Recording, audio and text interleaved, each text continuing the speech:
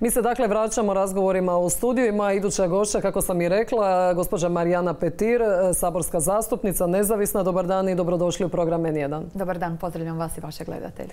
Dakle, slušali smo ovaj intervju iz Ministarstva gospodarstva, prioritet zelena tranzicija, kada je riječ o poljoprivrednicima, solarnim panelima, dakle prelasku na zelenu energiju. Imali ste tu inicijativu prema ministarstvu. Što su vam odgovorili? Ja sam kao predsjednica Odbora za poljoprivredu u srpnju sazvala tematsku sjednicu gdje smo pozvali Ministarstvo poljoprivrede i Ministarstvo gospodarstva, apostrofirajući problem koji smo uočili na terenu u razgovoru sa poljoprivrednicima, da oni u stvari nisu uopće zastupljeni u okviru natječaja kojima se potiču obnovljivi izvori energije. Dakle, mislimo da nije normalno da Hrvatskom šeću investitori koji onda na plodne njive postavljaju solarne panele, jer plodne njive nam trebaju koristiti za proizvodnju hrane, a solarne panele bi trebalo staviti na obiteljske kuće, kao što smo čuli da će za to biti potpore, ali i na krovove farmi poljoprivrednika. Isto tako, mnogobrojni poljoprivrednici, posebice stočari, imaju nus produkte u svojoj proizvodnji i željeli bi dobiti potpore za izgradnju bioenergana na plin ili na biomasu. Oni još uvijek tim natječajima i vrednovanjima nisu na pravilan način obuhvaćeni. U tom smislu smo pozvali Ministarstvo gospodarstva da to ispravi u budućim natječajima i da strože kontrolira što se to uvozi u Hrvatsku, kako ne bi oni koji žele na nemoralan način zaraditi kroz uvezenu biomasu stvari uzimali potice od države i gradili bioenergane, a poljoprivrednici to ne mogu. Dakle, tražimo da se poljoprivrednike stavi u ravnopravan položaj kad se govori o potporama za korištenje obnovljivih izvora energije. Dobro, da li vi kao zastupnica izabrana, dakle, na listi HDZ-a, nezavisna, možete tu na nešto utjecati? Sami kažete nije normalno da šeću strani investitori koji na naša plodna tla stavljaju solarne panele, a da naši poljoprivrednici, a želimo proizvodnju hrane, nemaju tu mogućnost. Upravo tako i utječem. Zato sam sazvala sjednicu odbora, pozvala sve relevantne čimbenike, pozvala predstavnike Poljoprivredne komore s kojima smo duže vremena bili u komunikaciji i napravili analizu, jer nikad ne volim govoriti paušalno ili zato što sam nešto čula usput, volim govoriti na temelju argumenata. Mi smo na toj sjednici podastrili argumente i dobili smo jasnu podršku Ministarstva poljoprivrede i odgovor od strane Ministarstva gospodarstva da će se kroz buduće natječaje vrednovati to što smo zajedno sa i Poljoprivrednom i Gospodarskom komorom predložili, jer smo taj prijedlog iznjedrili na bazi ozbiljnih analiza sa terena. Ok, dakle tu će biti promjene. Idemo još u sklopu ovog seta pitanja prokomentirati dakle i te visoke cijene hrane. Znamo da je to pod utjecajem ekonomskih zbivanja u cijelom svijetu. Međutim, što može hrvatska vlada napraviti kada je riječ o zaštiti domaće proizvodnje, ali kada je riječ o zaštiti građana i kupaca u kontekstu tih doista pomaknitalnih cijena hrane? Vi ste u pravu i naravno da su različiti razlozi zašto je došlo do povećanja cijene hrane, jer je došlo do povećanja cijene inputa, tako da su primjerice žitarice narasle za 27%, njihova cijena stočna hrana za čak 33%. Vidjeli smo i globalna kretanja, ali to da imamo manje prinose, ne samo mi, nego svi, zbog toga što naravno klimatske promjene uzimaju dana. Kako tome dodamo i našu boljku s kojom se borimo, a gdje sam isto zajedno sa svojim odborom to adresirala Ministarstvu poljoprivrede i Hrvatskom lovačkom savezu, imamo ogromne probleme koje nam divljač čini na usjevima i nasadima i tražimo da se to riješi i ovih dana očekujemo i rješenje za taj problem. Onda kad to sve sagledamo, naravno da postoji problem. Ja bih rekla da moramo djelovati sinkronizirano i da naši resori trebaju međusobno komunicirati. Ne može se očekivati da samo Ministarstvo poljoprivrede, zato što je to nadležni resor, se samo bori sa svim tim problemima, jer to nije logično. Dakle, moj apel bi išao u tom smjeru da se uključe i robne zalihe i da gledajući svjetska kretanja, znajući da primjerice SAD ne posluje sa Kinom pa onda kupuje na europskom tržištu i da se u jednom trenutku može dogoditi da, obzirom da nemamo samodostatnost u nekim proizvodnjama hrane, ostanemo bez dovoljno hrane. Imali smo rekordnu turističku sezonu. Ti turisti moraju nešto jest. Mi kao narod moramo nešto jest.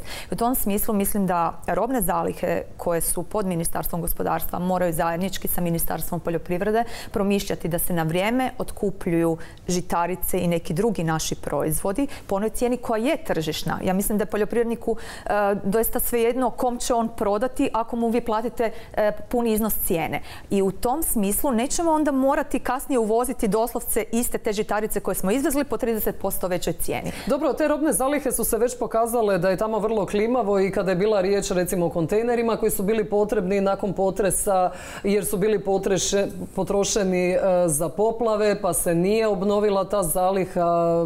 Rade li oni dobro zapravo? Ja doista mislim da oni moraju sinhronizirano raditi sa drugim tijelima državne uprave jer oni ne mogu sami raditi procjene. Naravno, ne mogu biti izolirani od toga. Ali zajednički kad govorimo primjerice o hrani, mislim da je tu stvar potpuno jasna. Ona se može predvidjeti jer vidimo koja su globalna kretanja. Osim toga postoje evropski obzervatoriji za pojedine najvažnije namirnice gdje je točno vidljivo koje su tržišne cijene u kojoj državi članici i znamo koja su međunarodna kretanja. Vidimo i najave koje smo malo prije slušali od državnog tajnika da cijene energenata su isto tako pod znakom upitnika. Dakle, u tom smislu moj bi prijedlog bio, i to sam iznijela ovog tjedna na zajedničkom sastanku, da se robne zalihe direktnije uključe u komunikaciju sa drugim nadležnim tijelima i da na vrijeme otkupljuju naše domaće proizvode kako te iste domaće proizvode ne bi trebali uvoziti po 30% većoj cijeni. Ok,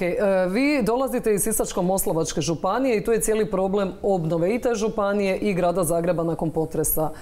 Je li vlada zakazala u obnovi jer vidimo da zapravo crvene naljepnice, odnosno kuće s crvenim naljepnicama se ne rješavaju i je li prije trebalo mijenjati zakon o obnovi, tek sada će ministar Horvat predložiti te izmjene. Je li tu vlada zakazala?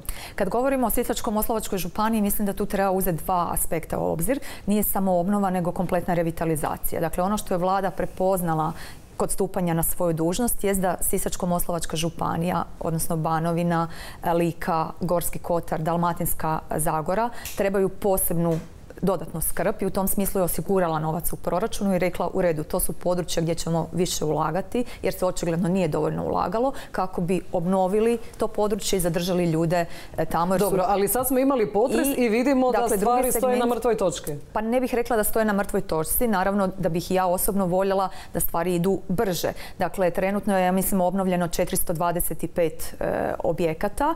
15.9. ide novi javni poziv za dodatnih 1500 objekata, u listopadu za dodatnih 1500 objekata. Srušeno je preko 300 objekata. Uvažen je naš apel da se u sve te radove uključe domaći obrtnici i poduzetnici i to mi je potvrđeno da je tako napravljeno. No ono što je ogroman problem i to sad vidimo da nije samo u Sisačko-moslavačkoj županiji, to je na području Banovine koja je ratom stradala pa onda ima i neku svoju prošlost, već i u gradu Zagrebu, to je pitanje vlasništva imovinsko-pravnih odnosa. A dobro, je li se to moglo ranije reagirati? 17 mjeseci od potresa u Zagrebu da bi se tek sad zaključilo imovinsko-pravni odnosi su problem. Mi znamo da su imovinsko-pravni odnosi uvijek problem. Dakle, vi po konceptu koji je donesen kao što imamo ovaj zakon u kojem su sudjelovali ne samo vladajući nego i oporba, ja vjerujem svi u dobroj namjeri predlažući rješenja koja će dati učinkovitu i dobru obnovu. Pokazalo se da država očigledno ne može preskočiti određene prepreke. Ono što će moći se napraviti, će se napraviti kroz izmjenu podzakonskog akta i to je nekih 15 odredbi koje idu ovaj tjedan. Također, u međuvremenu je ministarstvo pripremilo izmjene zakona o obnovi koje bi također se trebalo pojaviti ovaj tjedan na užem kabinetu vlade. Jeste li upoznati s detaljima, budući da ide ovaj tjedan? Dakle, nisam upoznata sa člancima zakona kako će oni izgledati, no znam na što se odnose i znam da ministarstvo ima detaljnu komunikaciju sa timom sa pravnog fakulteta jer to nisu jednostavna rješenja. Dakle, kažem, zakon je donesen u najboljoj namjeri, no praksa vam pokazuje da vi ponekad ne možete jer znate da postoje rješenja, primjerice. Ok, samo je pitanje je li trebalo ranije shvatiti da ga treba mijenjati. Pa očigledno se zakon mijenja ako je on ovaj tjedan na užem kabinetu. Ali 17 mjeseci nakon potresa u Zagrebu, 8 nakon potresa na Baniji. Mislim da je stvar u tome da će se morat naprosto, bez obzira što je zakon donesen konsenzusom, neka rješenja napustiti, da će tu država morat možda reći mi ne možemo obnavljati privatne objekte. Ako je neki objekt oštećen i on prema zakonu treba dobiti konstrukcijsku obnovu koja iznosi toliko i toliko, onda to treba prepustiti vlasniku, jer bojim se ako će država biti ta koja će pokušavati rješavati vlasnička imovinsko-pravna pitanja, to je nemoguće. Ja vam mogu reći nekoliko primjera sa područja Banovine koje sam osobno svjedočila. Što bi to onda značilo da privatni vlasnici o svom trošku moraju sami obnavljati kuću? Ne o svom trošku, nego će dobiti onaj iznos koji im je namijenjen za to. I neka se sami gombaju onda sa svime. Očigledno da ovaj model gdje država je ta koja bi to trebala rješavati, nije uspjela to riješiti, jer država ne može zadirati u vaše privatno vlasništvo. Ideja je bila dobra, ali evo ja sam primjerice došla posjetiti ljude na području općine Majur koji su stradali u potresu. Nasuprot njih je kuća koja visi na cestu, čiji su vlasnici negdje u jednoj od susjednih država. Općine žive ovdje, do njih se ne može doći, vi njihov objekt ne smijete dirati bez njihove privole jer je riječ o privatnom vlasništvu, a ljudi koji su ostali bez kuće, inače su isto poljoprivrednici, imaju nekoliko djece, se brinu da će se ta kuća srušiti na njih. Da, i vi tu imate neriješen problem. Dakle, imate obitelj koja želi ostati, koja je stradala u potresu. I imate vlasnike koji su. Ali zašto mislite da će ta obitelj to lakše riješiti imovinsko-pravne odnose nego država koja to nije uspjela riješiti? Pa zbog toga što naprosto vi ne možete zadirati u privatno vlasništvo. Ali ne može ni ta obitelj koja tu živi nećemo zadirati. Morate naći neki način. Dakle, kroz ovaj zakon se mora definirati što u takvim slučajevima. A zašto to država doista ne može mijenjati zakon na način da kaže ako kuća ugrožava, ako objekt ugrožava može, ali morate promijeniti onda ćemo mi to rušiti bez obzira na vlasnika. Slažem se. To treba napraviti. Ja mislim da je to tako ispravno. Dakle, ne želim pozivati na bezakonje, ali takvi objekti definitivno moraju biti uklonjeni iz prostora. Država treba osigurati zakonske uvjete. Za to nije dovoljna izmjena samo zakona o obnovi, nažalost, nego će to povlačiti izmjenu i još nekoliko drugih zakona. Kao što smo rekli, dakle, vlasništvo je neotuđivo, znate i sami, niko ne može doći u vaše dvorište i dirati vaš objekt bez vašeg znanja. Ali ako tvoj objekt ugrožava ili spriječava obnovu mog objekta, što će onda mene ugrožavati jer moj objekt neće biti obnovljen? I cijelo prometovanje. Ovo vam je primjer gdje on se može srušiti na cestu. Tu zaista mora presjeći i odlučno se postaviti i reći da će se to uklanjati bez obzira. Ja se nadam da će u tom smislu zakon tako biti postavljen i naravno bit će potrebno promijeniti bar još nekoliko zakona. Vidite li vi odgovornost ministra Horvata u cijeloj priči? Je li on dorastao ovom zadatku? A ovo se prometnulo u najvažnije pitanje ove vlade, dakle obnova nakon potresa. Teško komentirati, znate, situaciju i nekog u čijim cipelama nikad niste bili. Naravno da, kao što sam rekla, mi bi svi voljeli da ta obnova ide brže, da je ona promptnija, da je taj zakon uspio odgovoriti na stvarne probleme ljudi na terenu. Mislim da država čini napore koliko može u ovim gabaritima koji su joj zadani, da se ljudima osigura dostojanstven život i čini se sve da se ljude smjesti u čvrste objekte prije zime, da ne dočekaju zimu u kontejnerima. Tu je puno organizacija humanitarnih sudjelovalo i pomogla. Ja sam nedavno i bila sa predstavnicima i Sisačke biskupije i Sisačkog Karitasa koji su zajedno s nacionalnim Karitasom non stop na terenu i pomažu ljudima, ne samo kad je riječ o kontejnerima, klima uređajima, nego im daju i financijska sredstva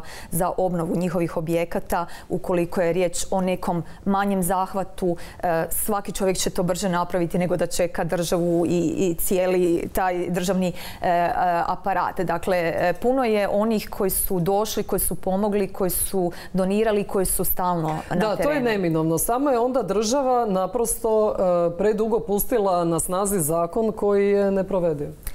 Pa, dakle, riječ je o tome da se zakon mijenja i da se traže rješenja. Koliko je situacija kompleksna, govori vam i činjenica da je tu uključen i pravni fakultet i njihova katedra gdje na dnevnoj razini komuniciraju jer pokušavaju naći doista rješenja koja će onda biti održiva, da se ne dogodi da se zakon opet promijeni pa da nakon toga da stvari opet ne štimaju, ali dakle ovaj tjedan na užem kabinetu, onda očito i na sjednici vlade. Dakle, ja ne mogu prejudicirati, ali ono što imam kao informaciju, dakle, da je izmjena nacrta podzakonskog akta spremna u 15 točaka i u nekih 4 do 5 točaka će se mijenjati zakon o obnovi. Dakle, oba dva prijedloga bi trebala biti ovaj tjedan upućena prema užem kabinetu. I tiču se tih imovinsko-pravnih odnosa? Uglavnom je vezano, dakle, imovinsko-pravni odnos i vlasništvo, ali i uloga države u tim nekim specifičnim situacijama jer znate da je zakonom definirano ukoliko vi kao vlasnik ne možete ući u obnovu, da će država ući u obnovu umjesto vas, pa će se upisati na hipoteku, ali kako će upisati hipoteku ako vaši vlasničko-imovinski odnosi nisu riješeni? A to se pokazalo također kao ozbiljan problem u niz situacija. Evo, znači, za takve situacije su se tražila rješenja i nadam se da će rješenja koja će biti ponuđena ovaj put biti održivija. To se svi nadamo, jer potpredsjednik vlade i šef stožera civilne zaštite, odnosno šef stožera za obnovu Sisačko-moslavačke županije, je najavljivao 20.000 objekata da će biti obnovljeno do sezone grijanja. I sami ste iznijeli podatak od 400 i da ide natječaj za još 400. Za još 1500, pa za još 1500. Znači, ali to je neusporedivo s ovom brojkom koja je rečena. I ljudi doista će još jednu zimu dočekati u kontejnerima. Da, ali se paralelno odvijaju još neki procesi. Dakle, trebalo bi biti obnovljeno tih 4000 objekata prema planu i javnim pozivima koji idu. Također se grade i više stambena naselja. Znači, to su u stvari kao zamjenska naselja za one ljude čiji stambeni objekti neće biti obnovljeni. Naravno, njih se želi maknuti iz kontejnera i staviti ih se na čvrsto tlo, ako to tako možemo reći. Dakle, tu su javni pozivi u tijeku. Takvi objekti se grade na više lokacija. I Glina, Petrinja, Sisak, Majur, mislim da čak i Topusko. Dakle, na više lokacija kako bi u stvari do zime te ljude čiji objekti neće biti obnovljeni iz raznih razloga koje smo već spomenuli. Znači, oni bi išli u ta više stambena naselja i vidjeli ste da je vlada nedavno na sjednici dala i 30 milijuna kuna da se dovrši ono poduzetničko naselje u Petrinji, jer to je bilo započeto, preuzete su obaveze za vrijeme bivšeg gradonačelnika, za koje grad u stvari nije imao pokriće, tako da je tu sad vlada uskočila da se tu krene, jer želimo paralelno u stvari zadržati ljude koji su tamo. Da, to je ključno pitanje, zadržati ljude na tom prostoru. Idemo pred kraj razgovora otvoriti još jednu temu, to je izbor predsjednika Vrhovnog suda. Vidjeli ste obrazloženje za suca Dobronića. Vi osobno biste li glasali za suca Dobronića kao novog predsjednika Vrhovnog suda? Pa ja osobno ću pričekati da Odbor za pravosuđe, koji ja mislim se sastaje u četvrtak, obavi saslušanje sa svih 5 kandidata i nakon tog ću onda mislim imati više informacija. Ovako mi je jako teško jer nemam na uvid programe, nisam čula njihove prezentacije, to će biti u četvrtak. Dobro, oni su programe i objavili na stranicama Vrhovnog suda. Znači, važno je znati i na koji način će oni odgovoriti na određena pitanja zastupnika. Tako da nakon tog planiramo u okviru vladajuće većine i provesti raspravu vezano uz budućeg potencijalnog kandidata. Dobro, evo samo za kraj pitanje, obzirom na ono što znate o sucu Dobroniću, to je ta presuda protiv banaka, tu su i kritike na njegov račun da ne ispunjava normu i tako dalje. Je li on po vama hrabar, odvažan sudac ili, kako ga neki karakteriziraju, čudak, ne ispunjava normu, nema iskustvo rukovođenja? Pa sami ste rekli, dakle, on ima i svojih pozitivnih strana, ali očigledno i nekih negativnih strana. Ja mislim da svatko ko se preuzme nekog radnog zadatka mora pokazati radni elan i moram priznati da je to kod mene na ljestvici vrlo visoko kad nekog ocjenjujem da li ste svoj posao odradili kako treba, jer nije dovoljno riješiti jedan predmet uspješno, nego morate imati određeni kontinuitet. Dakle, u tom smislu to je sigurno nešto što ću osobno posebno sagledati i ocjenjivati. Gospođo Petir, puno vam hvala na ovom gostovanju. Hvala vama.